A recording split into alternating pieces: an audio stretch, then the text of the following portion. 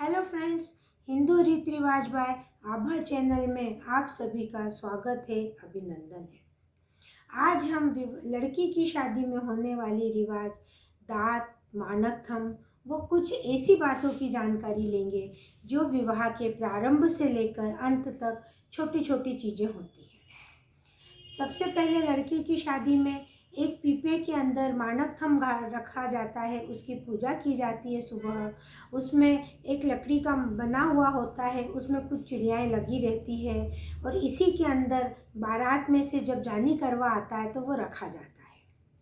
मानक थम की पूजा के बाद वहाँ 7 या 9 कोठी रखी जाती है, उसे दात कहा जाता है। इन कोठी में चावल, गुड़, मैदा, माठी, मगध, मूंग यह सब रखे जाते हैं। इनके ऊपर बेस रखा जाता है, उस पर लिफाफा रखा जाता है। उसी पूजा के समय कोठी के अंदर सातिया बनाया जाता है, पैसा, सुपारी और मूंग डालकर इन सब चीज़ों को रखा जाता है और ये मानक थम के चारों तरफ रखी जाती है। यहीं पर मंडप में बैठकर गणगौर की पूजा की जाती है। यह सब मंडप के अंदर ही होता है।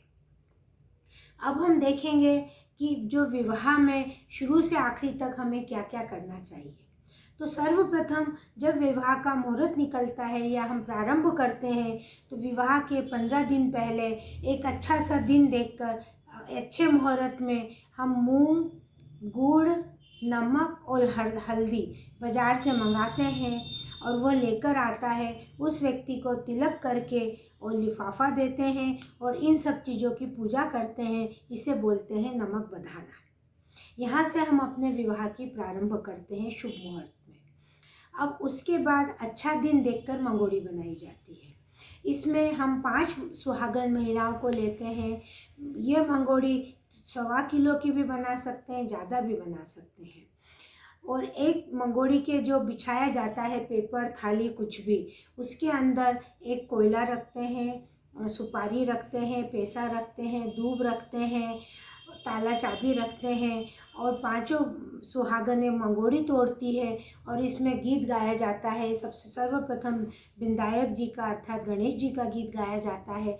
वो बन्ना या बन्नी जिसकी शादी होती है उस तरह के गीत गाए जाते हैं और 5 महिलाएं, और ज़्यादा भी हो सकती है पर कम से कम 5 सुहागनों की होती है ज़रूरत।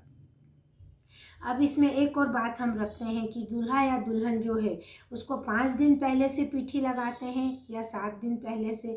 जितने भी पहले तो 7 दिन लगाते थे, पर आजकल तो 1 या 2 दिन 3 दिन में ही विवाह हो जाते हैं।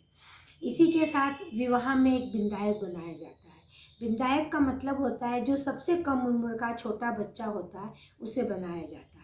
तो जब हम नहाने से पहले पीठी लगाते हैं तो पहले पीठी विनायक को लगाते हैं, फिर दूल्हा या दुल्हन को लगाते हैं।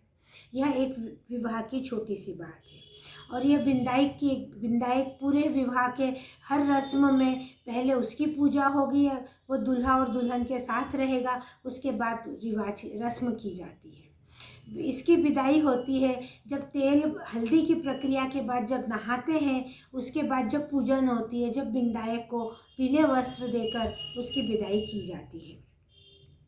एक और बात, हर परिवार में कुछ पितर देवी देवता होते हैं, तो उनके स्मृति में या उनको सम्मान देने के हिसाब से विवाह के प्रारंभ में से उनके नाम से हम ब्राह्मण या ब्राह्मणी जिमाते हैं और जब हमारा विवाह कार्य संपन्न हो जाता है उसके बाद हम उनको वस्त्र देकर भोजन करके उनकी विदाई की जाती है।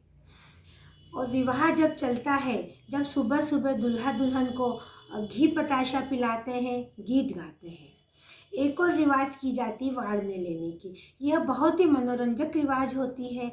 इसमें शाम के समय कुर्सी पर दूल्हा या दुल्हन को बिठाया जाता है। परिवार की सभी महिलाएं एक थाली के अंदर सब तरह का मेवा रखती हैं और गीत गाती जाती है, कैसे लेऊं वार ना मोतियाँ का गजरा भारी। इसमें विभिन्न तरह के हंसी हंसी के दोहे गाते हैं और सब जाकर दूल्हा दुल्हन के पास जाती हैं नाचती हुई और उनका वाड़ने लेते हैं, नज़र उतारती हैं और मेवा खिलाती हैं। वाड़ने लेने के पश्चात उसकी गोदी भरी जाती है। सभी लोग मेवे और रुपए और नारियल से उसकी गोदी भरते हैं। शादी में कई जगह बहन बेटियां भी गीत गवाती है किसी एक दिन, और कुछ भी बांटते हैं। कहीं कहीं परिवार के लोग भी गीत, मामा मामी या अन्य लोग भी गीत गवाकर कुछ बांटते हैं।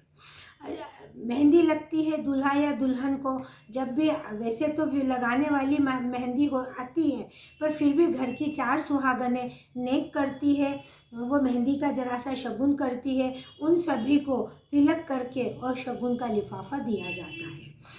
इसी तरह लड़के की शादी में चुंदरी चार किया जाता है। चौकी यह बहन बेटी करती है, चौकी पर उसको बिठाते हैं, तिलक करते हैं, उसको शगुन देते हैं, फिर वह छत्तर की चुंदरी में गोटा लगाती है।